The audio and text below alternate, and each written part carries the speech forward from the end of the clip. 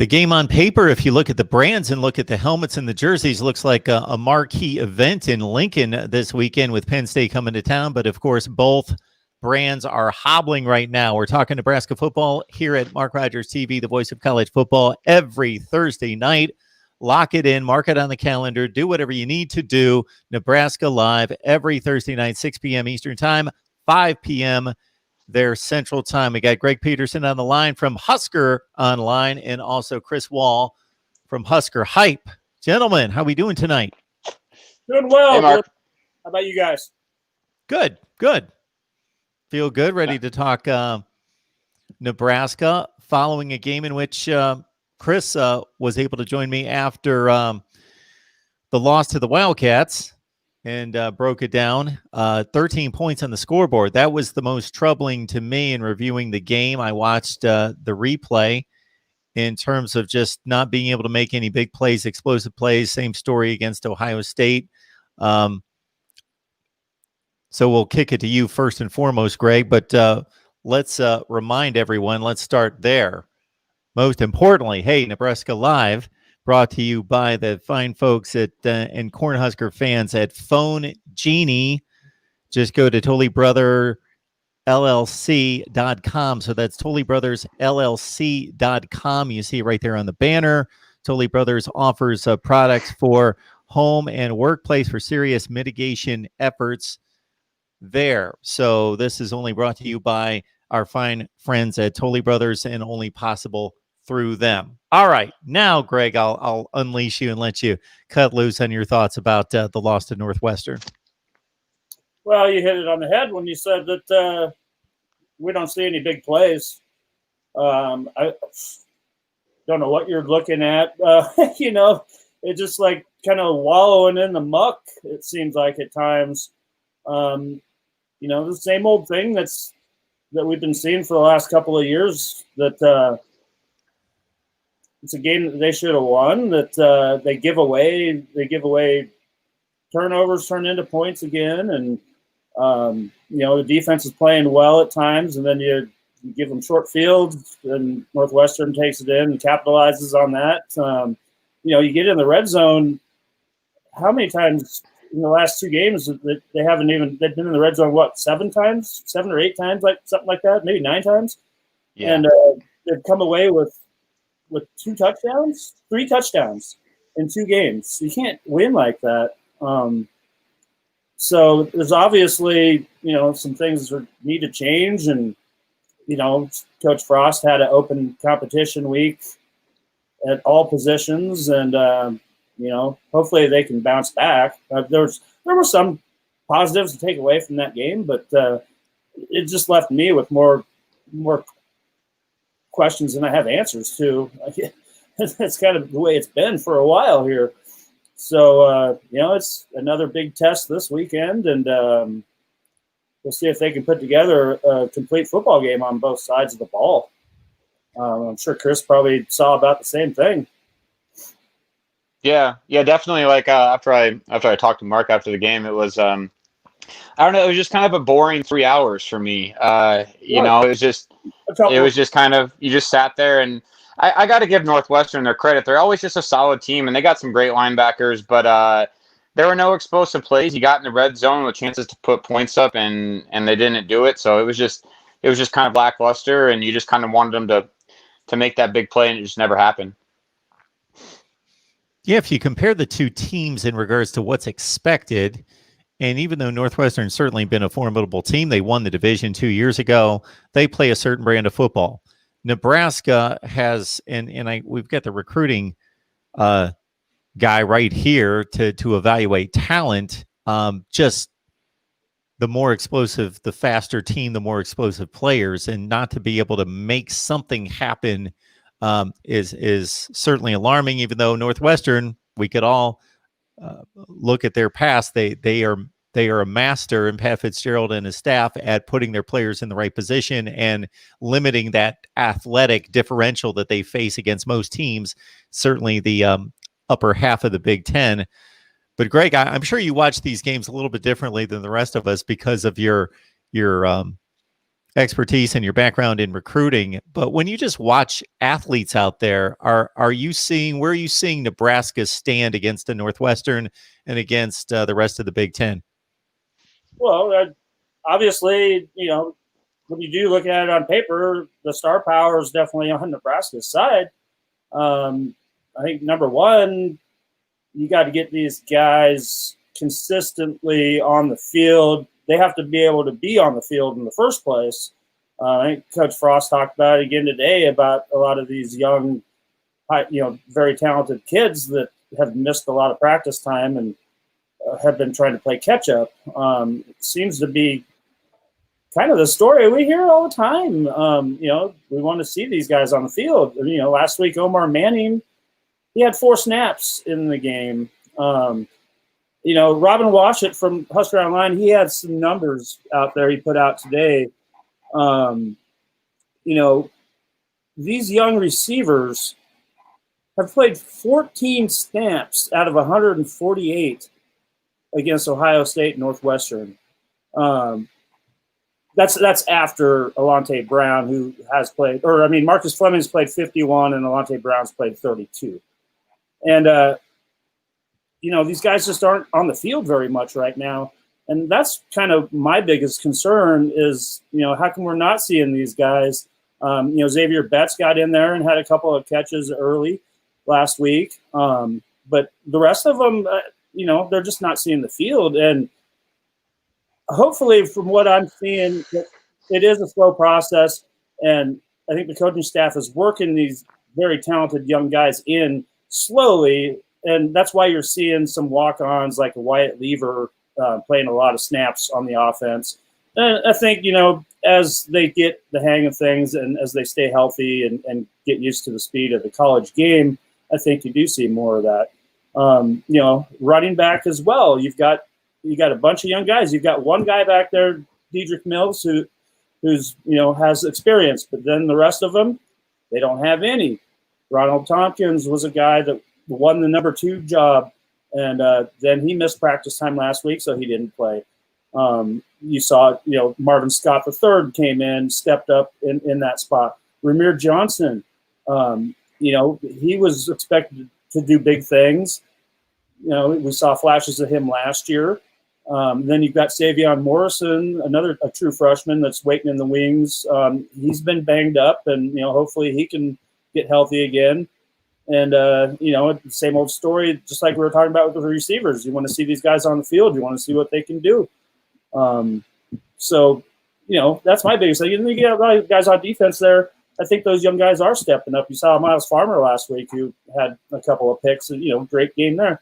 So I think it's the more reps these guys get, the better they're going to be. And right now there's nobody else. It's time for them to all step up and grow up real fast and learn how to play Big Ten football.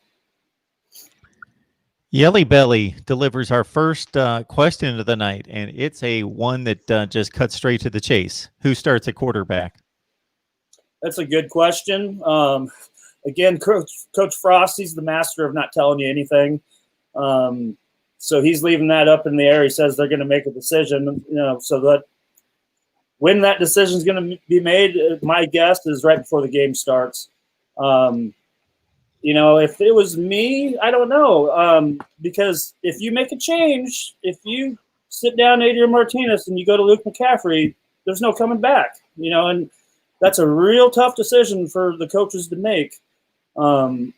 Obviously, there's some problems going on with Adrian Martinez. He's still not the same guy that we saw as a freshman. He just doesn't look like he's going full speed. I don't know if he's not able to go full speed or if that's just something playing mind tricks with him. But, you see Luke McCaffrey go out there and he's going to make mistakes too because he's a young kid, but you expect him to make mistakes. You're not expecting Adrian Martinez to still be making these young guy mistakes. But, you see Luke McCaffrey go out there and he's going to go, 100, 150%. He's going to go crazy out there and he's going to do some crazy things, good and bad. So, that's a tough decision. And, if I'm betting on it, I think Adrian Martinez starts again this Saturday, and then you'll see Luke McCaffrey come in, maybe get even some more playing time than he did last week. But, sooner or later, the guy that finishes the game is going to have to be the guy that starts the next game. So I think for another week, you're going to see Adrian Martinez out there, and then we'll see. Based on what you've seen, what would you do, Chris? Man, it's tough. I think they're going to start Luke, to be honest with you. I don't know. I think towards the end of the last game when Martinez got benched and Luke came in, it just felt like then and there, like Luke was going to be the starter this week. I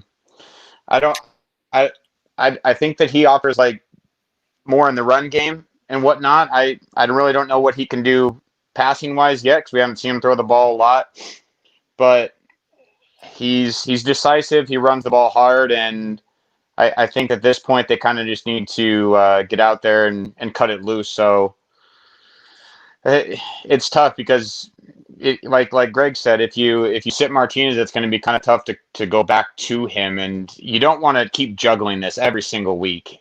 So I think they probably need to go with one guy and stick with him here for a little bit and let him get a rhythm. What I've seen from the last two games, I think Luke McCaffrey gives you a better chance to win the game, but that's just what I've seen. That's why I think too. But then you think of Frost's mentality and his, and I respect that. He has confidence in his guy. But I'm not sure what's going on in practice, because it sounds like Adrian does really, really well in practice. But on the field, man, he's some of those throws are just the interception that he threw. Like they're just out of control. Allen, that I don't know what he was doing there. He should have been planting his feet and throwing that ball so Allen could catch it. He was throwing it in no man's land there. I don't get it. Yeah, he shouldn't be making those mistakes. Yeah, there was that one, that fade route. There was a 3rd and 11 where he stared down Cade Warner for a 4-yard out. I mean, it was 3rd and 11. Yeah. So I mean, there's just little things like that. I don't particularly think Martinez is really good in the screen game. We haven't executed a screen for a long time. It seems like Martinez is in his head a lot when he throws the ball. He's sometimes his gauge for how hard he needs to throw the ball is just off a little bit. He's either gunning it or not putting enough on it at times. So I'm not sure where that comes from. I know he's really talented. He looks better running the ball this year, but I'm not sure. Yeah, it looks to me like he's having trouble reading defenses. Yeah. And going to the defenses too, and what they're going to do, what they might need to consider offensively. Like you were talking about getting some of those younger guys out there. Just to have the defense respect a deep slant or a deep go route. No disrespect to Cade Warner or Lewer or Falk when they come out there, but if you trot those 3 guys out there, is the secondary of Penn State with those 4-star and 5-star guys going to respect the pass? I mean, they're going to be up on the line. Yeah, they're going to take Wan'Dale Robinson out of the game, just like Northwestern did for 3 quarters, and they're going to pin their ears back and you get after the quarterback, and it's offensive line's going to have to hold up. So yeah, you may be seeing Luke McCaffrey starting. It's hard to say. The other thing I was going to tell you until game time. You're not going to know until the game starts. You won't know until they break the huddle and the guy runs out there. Yeah. But I think if he's going to go with Martinez, that he needs to basically pretty much guarantee that they're going to have a really good shot at winning the game. And if he really doesn't know that with Martinez, then you might just give Luke a chance right now. Talking Nebraska football with these 2 gentlemen each and every week. It's Nebraska Live here at Mark Rogers TV, the voice of college football. So we ask that you would share the videos out there on social media. Get your Nebraska family, friends, media, social media acquaintances involved here. Let them know that we're here every Thursday night at 6 Eastern, 5 Central. Greg Peterson with Husker Online, also Chris Wall from Husker Hype. So Martinez had the this came to mind when Greg made the comment about he doesn't look the same player as he was as a freshman. So he had the one major knee injury. Has he been nicked up in any other impacting ways? Or has it been the one? It's been banged. I mean, last year, obviously, he'd been banged up, and, they keep that close to the vest, and he seems to be 100%, but who knows? I mean, we don't get to see, since this, with everything going on, we don't get to see practice. We don't get to see anything anymore. We don't get to see the mood that the guys are in, and so it's really hard to read. You have to rely on what the coaching staff is going to give up. So hard to say. Greg, I wanted to shoot something off you. After the game, Frost said something to the fact of we had some plays for Luke in the first half against Northwestern. Northwestern showed us these looks, and these plays would not have worked. To me, it was just kind of questionable that you put the game on Luke's shoulders on those last 2 drives to win the game, but we didn't see any of that kind of bounce back and forth with him and Martinez like we did against Ohio State. I was wondering if you thought that Northwestern was just limiting them that much, or what your thoughts on that were. Not really, because I think that what they were doing was trying to get Adrian into a rhythm. And, see what they could do, because the defense was playing good, and they were kind of, they were moving the ball. I mean, they were moving the ball. That the first drive was a nice looking drive. And it was just, every now, they'd move the ball and then they'd shoot themselves in the foot. And I think that they were feeling good with the way they were moving the ball. And then, once things started sputtering a little bit, I think that's when you started seeing Luke. And that's kind of what I was getting at a little bit earlier, is that's why I think you're going to see Adrian start the game and have a lot shorter leash this week. If there's like an early turnover or something like that, I think you'll see Luke right back in there. So that's kind of my read on the whole thing. And, not being there in person, having to watch it on TV, it was kind of hard to tell. So. They did move the ball. Game, Greg? What was that, Mark? Were you at the game? No. Okay. Our guy, Navy Thomas. Now, Navy Thomas is a huge Husker fan. He's been watching us here forever. Yeah, he's a good dude. Okay, he's a good dude. So you know who Navy Thomas is, and he's been supporting me for a long, long time. He's a tremendous dude. He's bringing up Logan Smothers out of Muscle Shoals. Yep. Who was a big recruit. He was a big recruit. Yep. And, he's going to get his turn one of these days if he's still with the program. But, yeah, no, I love Logan. He's a spitting image of Luke and of Adrian. Really, I mean, they all three have pretty much the same skill set. And must be kind of what Fredusco really likes. But, no, I mean, he's another guy that you're going to see him. It might be, 2030 by the time that he gets a chance to play with the way things are going. But, we're yet to see what he can do. But, it's kind of hard to comment on, a guy that's not gonna see the field really, unless there was a catastrophe with the other two. But he'll get his chance, and I like the kid a lot. A lot of talent. He also doesn't want you guys playing a 3-4 defense, Navy Thomas says. And the question never gets posted at the Huskers. Like, nobody wants to answer that. I don't necessarily know what Navy Thomas's take is that why a 3-4 defense won't work in the Big Ten, but he's dead set against it. He is. He always has been. I think a lot of Husker fans have been, because it hasn't worked. And yeah, I'm right there with them. I wish they would go back. That's the conference is full of that, and that's kind of the way. I mean, it's a running conference, and that's how you stop the run traditionally. So, yeah, the 3-4 defense has just never worked at Nebraska since the move to the Big Ten. And, they dominated with that during the 90s and the 80s and 90s and put a lot of guys in the NFL with that defensive scheme. So I'd be the biggest fan if they went back to it. It's also not a big fan of the jet sweep. Yeah. Thinks you guys run too many of those. We haven't run a single jet sweep this year, I don't think. I don't think so either. Okay. I saw all those last year with Spielman and Robinson, but Robinson doesn't. Yeah, I don't think we run. Yeah.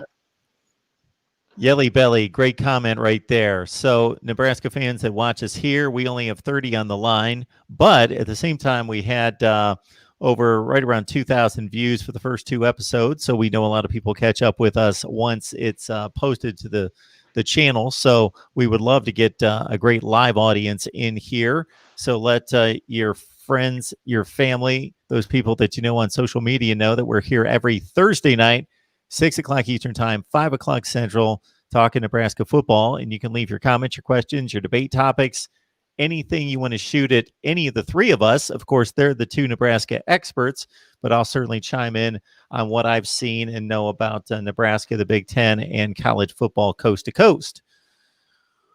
All right. So now we got Penn State coming in. So I guess we're going to figure out who wants it more, who's demoralized, who's given up on the season.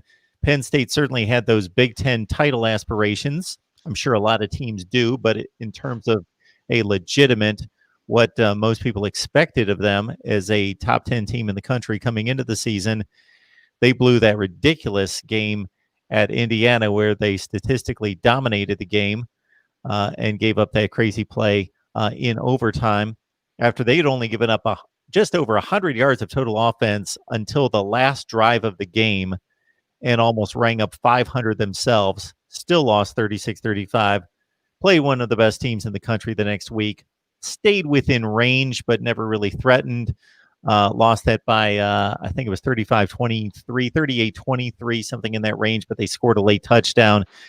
And then the shocker was to have Maryland. I don't know if you guys have seen these numbers. Penn State beat them last year, 59-zip. The last 3 years, Penn State beat them 136-3. And Maryland goes up there and trounces them. So, man, I don't know where the Penn State psyche can be right now, because they expected to be a Big Ten and a national contender, and they've lost their best defensive player, Micah Parsons. He opted out, stayed out. Thank then God. They lose Journey Brown, one of the best runners in the nation, who has an unfortunate condition with his heart and had to give up football. It was just announced today. So it was a medical situation that wasn't revealed to us right before the season. And then even his backup, Noah Cain, who, and I know I'm spitting out things that Greg knows off the top of his head, Noah Cain, a top 5 running back in the nation, his backup got knocked out the first series of the season. So Penn State just kind of looking around, wondered what happened. And you got 2 blue bloods going at it in Lincoln, but combined 0-5. Yeah, surprising. It's an 11 a.m. kickoff, huh? Yeah, I don't. Yeah, I mean, obviously, Penn State's supposed to be the second best team in the conference, but yeah, it's hard to explain just what happened with the Nittany Lions, and they've been hitting can't talk here. They've been hit hard by that injury bug, obviously. So yeah, traveling to here, at least Nebraska's 0-2 for them to look forward to. So, Nebraska hasn't done anything to scare anybody yet, so that's at least in their favor. But yeah, I know it's got to be hard to come to Lincoln. The way they're feeling, I mean, they probably feel like their dog just died. It's baffling the way things have been going on in the league, and Maryland, my goodness, they're all of a sudden looking like a scary team. So yeah, this is going to be the real test for Nebraska. I mean, they both played Ohio State, and Ohio State, or at least Penn State, did stay with the Buckeyes for a little while, but Nebraska's going to have a different kind of a test. Obviously, looking at Penn State's offense, they're going to attack Nebraska. They're going to throw the ball down the field. That's kind of their MO. So they're going to test Nebraska's secondary, and Nebraska's going to have to make a choice if they're going to try to take away the short game, or if they're going to try to take away the long game. Because if they try to take away that long ball, then they're going to run that slant to death, and 5 to 7 yard Nebraska all day long. So, yeah, gonna be interested to see who wants to win this one more. Well, Chris, you had referenced it with the 4 and 5 stars. Penn State is recruited like nobody else in the Big Ten outside of Columbus, Ohio. So there's definitely going to be talent out there, even though, again, they're missing arguably their best offensive player, maybe 2 best offensive players. Pat Fryermuth is one of the best tight ends in the country, and he's still on the field. But Micah Parsons gone, and a team that's looks a bit demoralized after that Maryland game. Yeah, I mean, Penn State's a really good team. I don't think they're going to be a pushover by any means. They played Indiana really close. They played Ohio State well, and then I think they just slipped up against Maryland. Maryland's playing really good. They got the Tagovailoa kid, or however you say his last name. I mean, he's slinging it. So Penn State's not a bad team, and like Greg said, they're going to throw the ball. They have, like you said, the tight end 87, the baby Gronk guy. He's huge. And then they have Dotson, the wide receiver. Dotson, I was looking at his stats today, and he's averaging like over 100 yards per game. So they're definitely going to throw the ball. Nebraska's going to have to somehow create some type of a pass rush, and the secondary is going to have to hold up. Their quarterback is athletic, slippery, gets out of the pocket well. He averages around 17 to 18 carries a game as well, whether that's designed or a scramble, but he can move well. So the linebackers, I thought the linebackers played really well against Northwestern, and they're going to be challenged again this week. But the game's in Lincoln, and I think Nebraska needs to go in there and cut it loose. They don't have much to lose at this point. A lot of people had them obviously losing the Ohio State game. They had them winning probably Northwestern. Now we're 0-2, and I think if you can somehow come out with a win here, I think it'll really turn around what the season looks like at this point. So regardless of the opponent, Greg, that Nebraska comes up with on the schedule, I'm kind of curious because of, again, your job there at Husker Online and the kids that you get out there and scout and look at. Who are the main competitors in the Big Ten on the recruiting trail for Nebraska, and how much do you know about, let's say, when a Penn State comes up, that you already see when you look at the roster and think, okay, I've seen, I'm familiar with these 20 players or whatever the case might be, as you kind of go through the Big Ten schedule with Nebraska? Well, Nebraska likes to mention their 500-mile radius when they talk about recruiting. So obviously, the biggest rival would be Iowa, which, right now with Nebraska having 3 commits out of the state of Iowa this year, they've gone in there and been able to flex their muscle. And a lot of that has to do with defensive coordinator Eric Shenander, who is from that area, and he takes it very personally. If an Iowa guy ends up going to Iowa, he'd rather have him come to Nebraska any day. But after Iowa, you want to kind of look at at that Chicago area with Northwestern, even though they kind of recruit a different type of a player.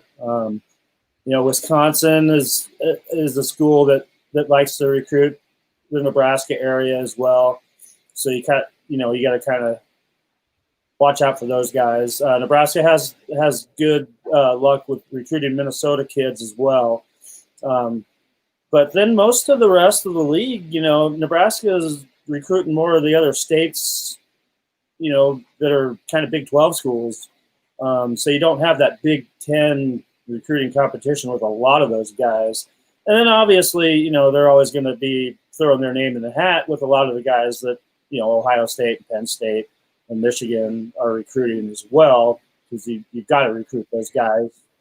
But the biggest rivals in the Big Ten Conference are going to be those schools that are closer to Nebraska.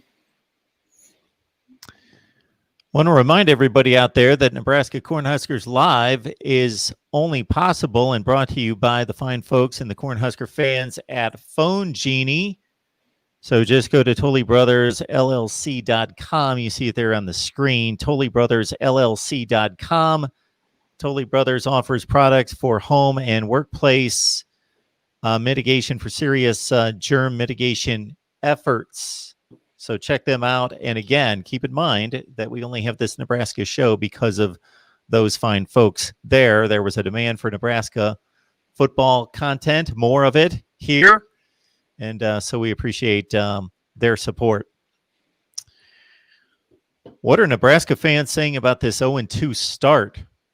It can't be that big of a shock. The first game was Ohio State. That was counted by most as a loss. The Northwestern game, 50-50 toss-up. If you look at the point spread, you guys were both feeling good about the matchup against the Wildcats, and they only put 13 points on the board. You guys had both mentioned that the fan support, the fan base squarely behind Scott Frost, not really wavering, still feeling confident that he's the guy. Yeah, I don't think one game's going to change that very much. I think the frustration just keeps mounting. They want to see some progress. I think that's the biggest thing. I personally, I see a lot of complaining going on, say on our Husker Online video channel on YouTube. A lot of comments, a lot of I know a lot of other fan bases like to pick on Nebraska fans and kind of start a lot of fights. So a lot of that's been going on, and I think people are just more concerned than upset. If you listen to local radio and stuff like that. So I just like I said, it's a frustration level, and it's people just want to see some progress at this point, because there hasn't been very much progress in the last 3 years. So I'm a bit curious, since Nebraska was at the forefront of this fight to get football back in the Big Ten. Ohio State was still right there, but certainly Scott Frost was the most vocal coach from the beginning, and he had that support from the AD and a few of the administration. Now that fans cannot attend the games, I would think that there would be a bit of an outcry there, especially when you turn on the TV and you see 20% full, or not 20% full, but 20% of the capacity for most of the stadiums around the country. That why can't we put 18 or 20,000 people in this place and keep them spread out and have some type of game atmosphere?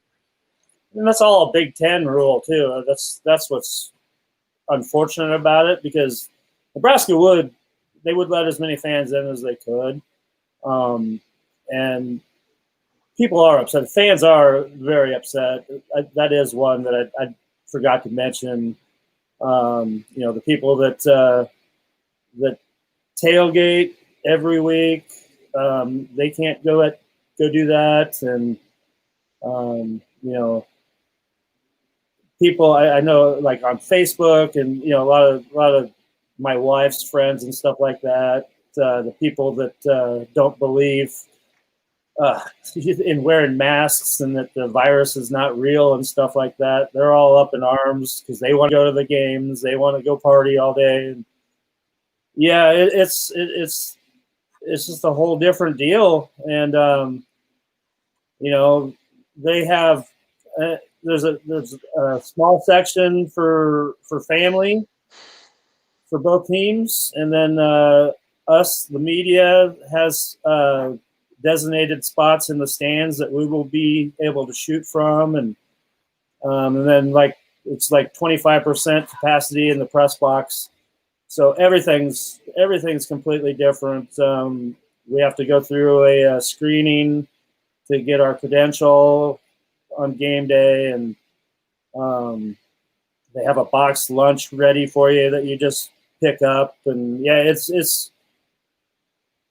it'll be very strange being there and not seeing anybody in the stands and actually being in the stands. So we'll see how it goes, but at least we get to see football here, and people can go enjoy the downtown area, even though it should be about in the 50s, so it should be all right. Chris, how many games do you typically get to? What's been your experience? I went to a lot when I was in college, but I. We lost Chris. There you are. Hey, Chris, you're back. Yeah, start over. Right, your game experience in Lincoln. Yeah, someone's calling me. My bad. Yeah, like I said, I went to a lot of them when I was back there. I live in Scottsdale now, so I try to make it back for one a year. So I always fly back for one a year. Obviously, this year I'm not coming back, which is a bummer. But I don't know. I'm just glad as a Husker fan, from that angle, I'm just glad that there's football, that they're able to get in there and play the games. Nebraska needs football, and then that's why they fought for it so hard. Is Nebraska needs games. They need progression, like Greg was saying. They need to progress. They need to get reps. They need to get wins to recruit. They need to be able to have something to sell. So Nebraska was pushing so hard for football because they needed as much, if not more, than a lot of programs in the nation right now. Give myself and some people that haven't been to Lincoln for a football game a feel for why it's different, it's unique, it's special.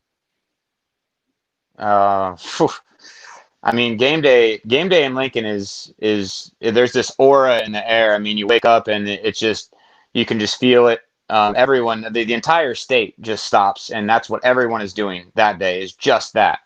Downtown area, the Haymarket area, the tailgate scene, and it's just really something that's beautiful. I mean, the welcoming in of the opposing team. I mean, from all the other fans, they love to come to a game in Lincoln because they're going to be welcomed there, and they usually enjoy their time. They've enjoyed their time a lot more recently because they've usually won when they've come to Lincoln. But yeah, it's the entire state that day, those Saturdays for sure. So we got a comment coming in from Husker Motion about the defense, and the defense playing well last week against Northwestern. I'm looking at the stat line right now. I'm seeing that Nebraska out first downed Northwestern 28-14, gained 442 total yards to 317, held Northwestern to 169 yards passing, and 3.9 yards per rush attempt. That looks like a pretty winning effort on defense, especially in 2020 when people are scoring 40 points a game. No, I meant to say that earlier. The defense did play well enough to win that game. That's all on the offense, special teams that gave that to Northwestern.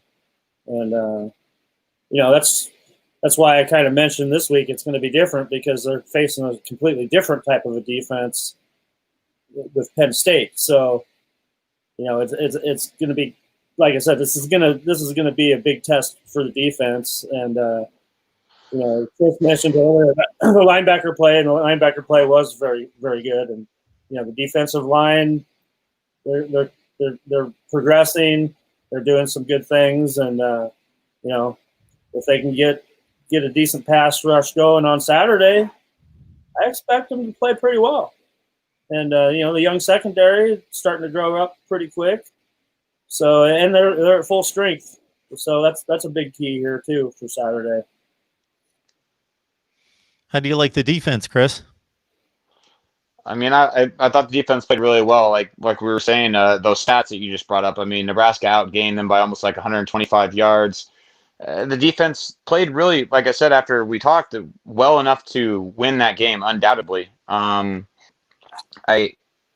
think that they've been stout in the run game. Sometimes they can't get off the field on third down, but I thought that they played well enough like I said, to win the game, it's gonna come down to what the secondary looks like. And this week, I guess you don't have to worry about those two being out.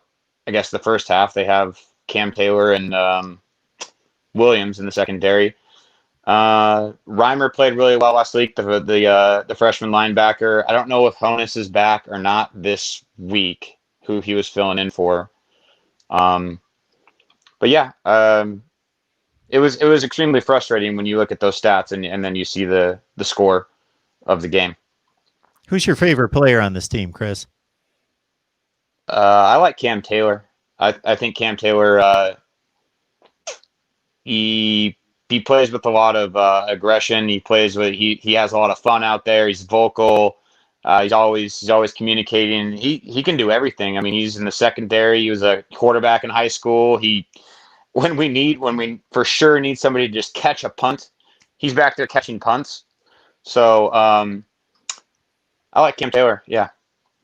So did he have to sit out the first half of the game? Oh yeah. Yeah. Yeah. Anybody in particular, Greg, you enjoy watching on this team?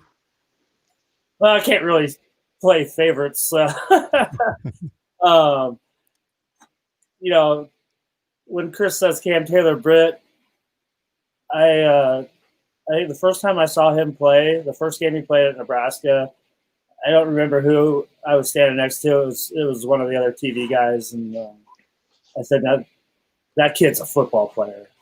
He is a lot of fun to watch.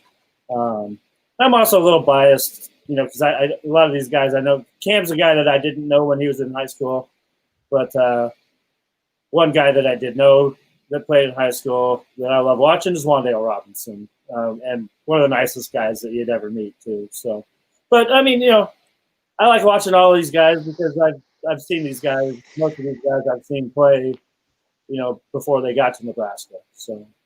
Do most of these guys seem to have an idea of what the tradition is and what the winning has been like at this school and kind of what's happened before their time and what they're trying to live up to and play up to? Most of them, yes. They, especially the guys that get involved early, a lot of guys that commit early in the process.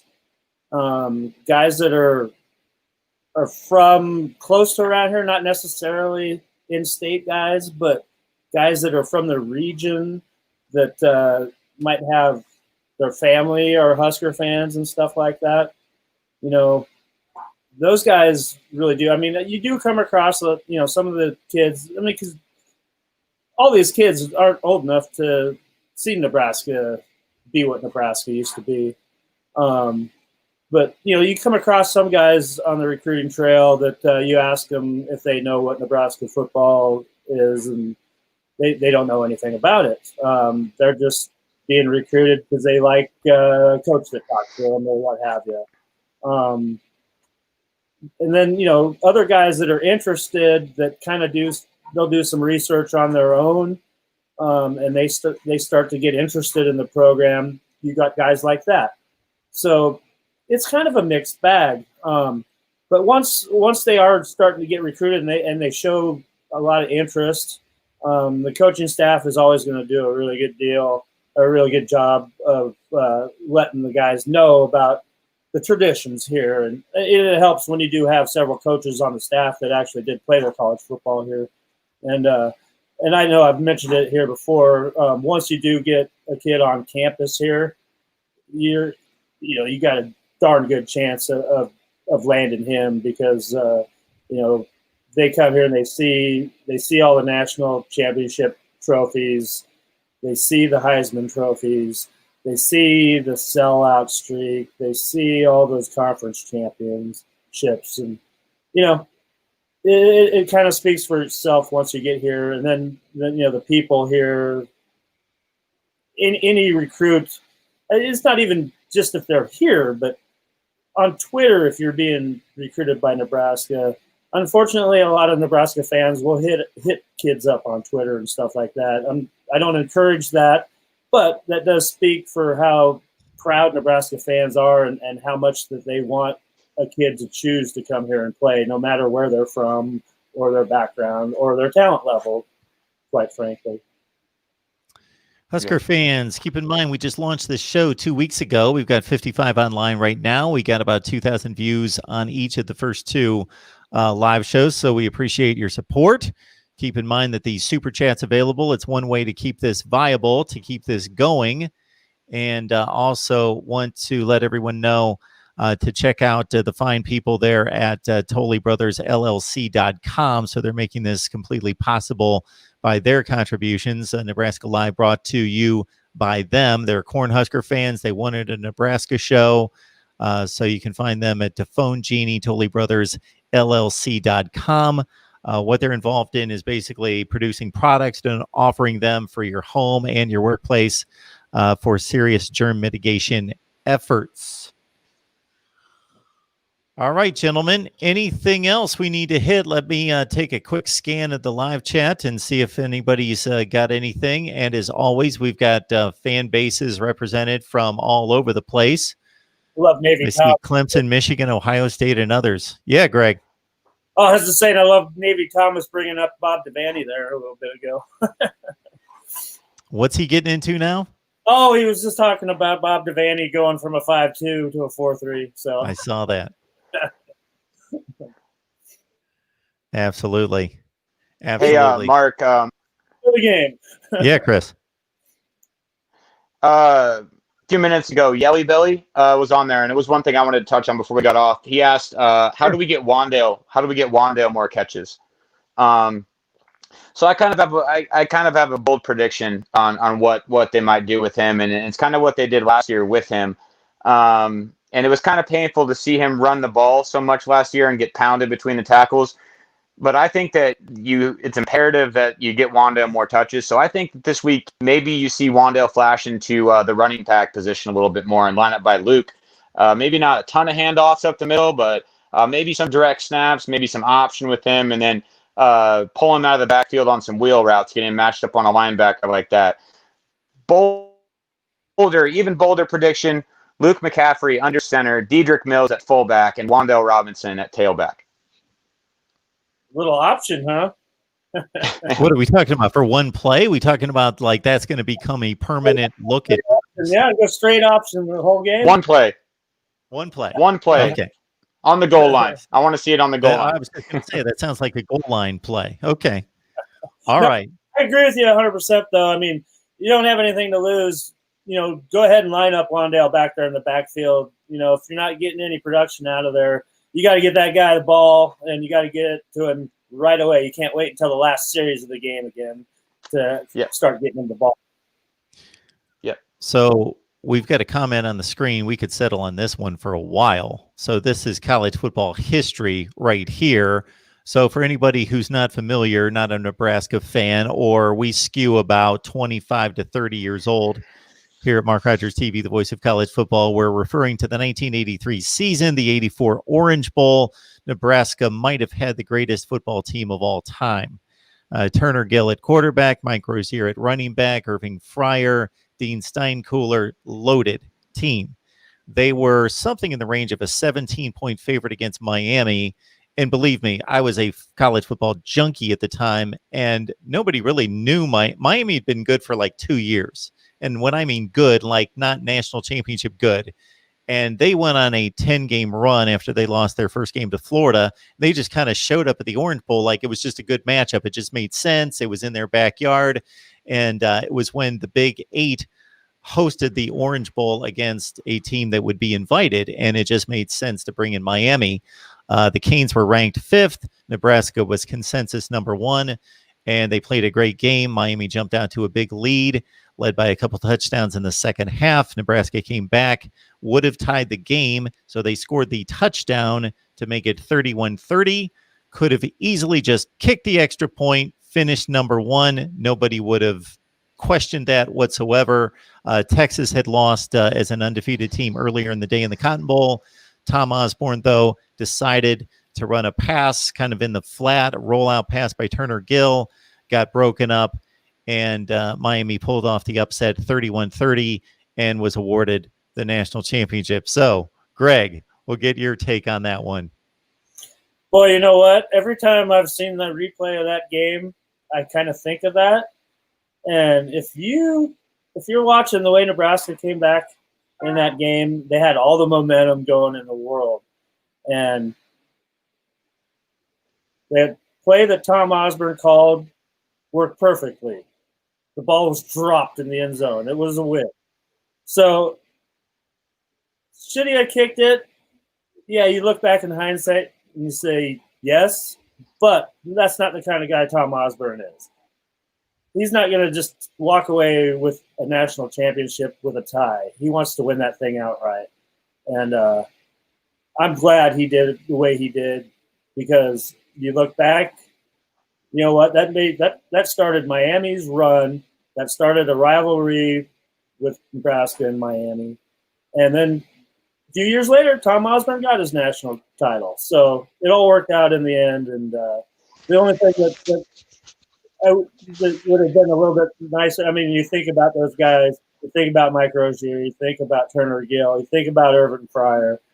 Those guys, you said, it was probably the best college football team around ever, and those guys were denied a national title. And it would have been nice to send those guys out with one, but, you know, it was a hell of a game. One caveat I failed to mention that younger fans may not realize, and it hit me when you said Nebraska had all the momentum. You would think, well, just kick the extra point and go to overtime. There was no overtime. Before 1997, no overtime, anyone. So they just tied, even though that seems ridiculous. Oh, you're playing this huge game. You're in a bowl game. You're playing for a national championship. Nope. They would have just walked off the field 31 all. So keep that in mind, too. Chris, any thoughts about that history? I've seen the play before. I wasn't born yet when that happened. I figured that. But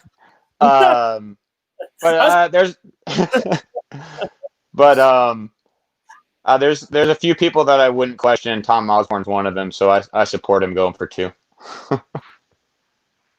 Yeah, and he didn't. Yeah, a tie would have been a loss to him. You know, that's true. That's the kind of guy he was, or he is. Like, talking in the past tense. Yeah, and as Greg mentioned, Nebraska. This was during a time in which Nebraska couldn't get by in many of these years. Oklahoma was pretty much the king of college football. That could be argued, but they were right there. And Nebraska and Tom Osborne had difficulty getting by them. They finally did. And then Miami was a thorn in their side, and they lost several Orange Bowls to Miami. I can think of 2 other ones. And then, let's see, it was 11 years later, 1994, that Nebraska fielded another great team and really revamped their approach. They still were the grinded out, just great offensive line oriented team with a great running game, but added enough skill position talent and speed to really complement that. Took Miami out, wore them down in the fourth quarter, beat them by a touchdown to win Osborne's first national championship. And then by the one time he won 2 more in 3 out of 4 years, we're talking about a dynasty and the best program in the country, and won, of course, 2 national championships, one over 97. They beat Florida, of course. Killed Florida in 95, and then they beat Tennessee in the Orange Bowl or Fiesta Bowl. I know they played them twice in 97 and 99, and beat up Peyton Manning and company. Yep. It was like 41-21, something in that range. Wasn't even that close. Yeah. Absolutely. T. Martin finished that game for Tennessee, if I remember correctly. Did he? Yeah. Yep. There you go. Nebraska football, 57 on the line. So we know that many of you have missed most of this. You just wait for the video to post. You will see it in just a few minutes on the channel. And we appreciate everybody stopping by. And as is always the case when I do these live streams, we always have the most people on the line when we conclude. So again, you can watch the rest of the video, everything that you missed when it posts. I want to thank Greg Peterson from Husker Online, Chris Wall from Husker Hype. Our aim is to bring on the very best in Nebraska football talk. You may see some other guests and contributors come on here, but they have been so gracious to help me launch this. So, Greg, we thank you. Chris, wherever you went, we thank you as well. And everybody, bring it on back here. Next Thursday night, 6 o'clock Eastern and 5 o'clock Central. And I want to make sure that we give proper credit again to our sponsor, Tolley Brothers Nebraska Live, brought to you by, again, their Cornhusker fans at Phone Genie, TolleyBrothersLLC.com. And you want to check out their products because they've got a long line of home and workplace products for serious germ mitigation efforts right there.